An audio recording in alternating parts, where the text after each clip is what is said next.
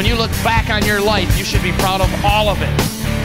I'm just getting started. Somebody said, Chris, when are you going to slow down? Never.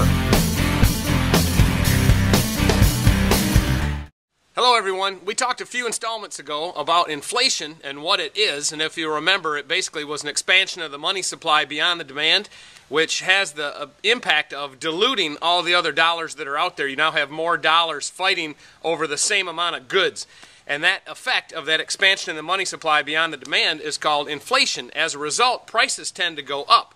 Now, why this is bad for you and I, people who try to make it financially and try to save, is effectively it devalues the dollars we already hold. So the money that we already have goes down in value while the Federal Reserve is pumping more dollars out there into circulation.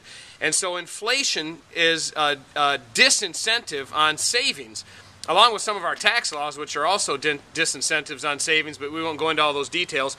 But inflation generally takes the value out of the dollars that savers have accumulated. For instance, when the Federal Reserve was set up in 1913, the dollar was worth $1, let's say, as a starting point. Today, the economists are telling us that that same dollar is worth somewhere between 4 and 5 cents. So where did that other 95 or 96 cents go? Well, the government basically confiscates that advantage through inflationary monetary policy through the Federal Reserve, and they like it because they're a humongous debtor, and the bigger their debt number is, the easier it is to pay off with devalued dollars later on. It's as if the dollars are worth less, the number is just a number, and so it's easier to pay off debt later with inflation. So governments can only do two things to get their way out of their overspending. Number one, they can borrow money like crazy, which our government is doing from not only its citizens, but worse, from international reserve banks and investors. And number two, they can print more money or put more money out in the supply. The United States government's been doing both, which leads to humongous issues, but primarily it disincentivizes savings and it makes the dollars that you accumulate worth less.